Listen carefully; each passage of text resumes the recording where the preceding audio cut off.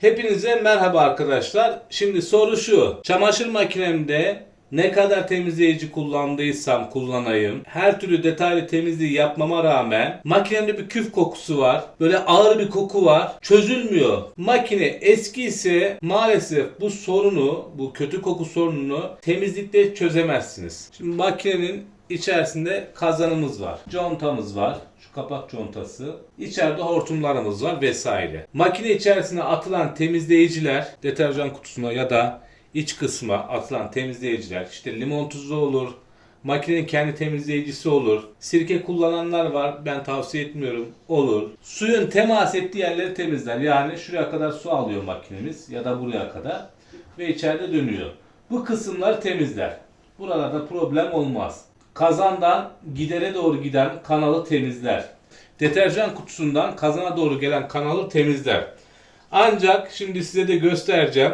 Makine eski ise ve hor kullanıldıysa, makine eski ise hor kullanılmadıysa bile metal kazanın içinde durduğu plastik kaplamanın arka kısımlarında, üst kısımlarında çok kötü kir ve pislik birikmeleri oluyor. İstediğiniz şeyi kullanın, kazanı sökmeden, o plastik kısmı ayırmadan ki yeni kazanlarda, çoğu kazanda artık o plastik kısım tek parça, yekpare kesilmesi lazım. Yani bu işlemi yapmadan kazanı komple çıkarıp temizlemeden o kokuyu, işte o tüylenmeyi, kötü lekeleri, ipliksi şeyleri engelleyemezsiniz. Videoda da görüyorsunuz. Durum gayet kötü. İyi değil. Temizleyiciler o kısmı temizleyemez. Su gitse de temizleyemez. Artık orada tortulaşmış.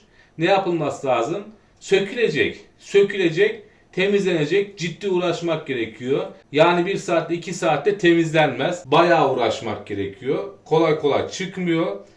Yekpare kazansa, tek parça kazansa kesildikten sonra tekrar kaynak yapılması lazım. Yani parasını verirseniz bir tamirci bu işte uğraşır. Ancak rulman dağılmış, amortisör patlamış, tamirciye verdiniz, abicim şurada bir temizle, uğraşmaz. Çünkü ciddi emek istiyor. Dolayısıyla bu kötü koku, küf kokusu, ağır koku istediğiniz kadar elinizin ulaşabileceği yerlere temizlik yapın.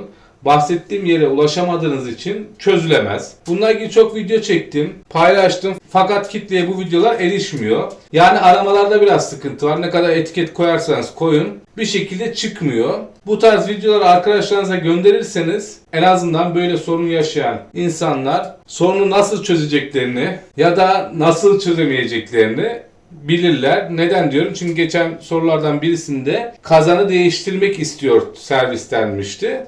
Yani evet olabilir. Kazan yekpare ise servis onunla uğraşmayayım, yenisini takayım der. Bu da bir çözüm. Çünkü servis kazanı keseyim, temizleyeyim, geri takayım demez. Böyle bir çalışma sistemleri, şekilleri, mantıkları yok.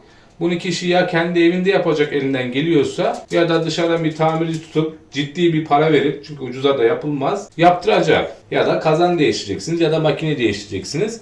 İkinci el makinelerle ilgili bir video çekmiştim. İkinci el makine alırken nelere dikkat edilmeli diye. Orada da bunu anlattım. Yani ikinci ellerde böyle bir sıkıntı var. Bunu bilerek alın. Zaten sorularda genelde ikinci el alınmış makinelerden kaynaklı olduğunu gösteriyor. Bu kadar arkadaşlar. Umarım güzel, faydalı bir video olmuştur. YouTube kanalıma abone olarak destek verirseniz sevinirim. Başka bir videomuzda görüşmek üzere. Hepinize sağlıklı, mutlu, güzel günler dilerim. Hoşça kalın.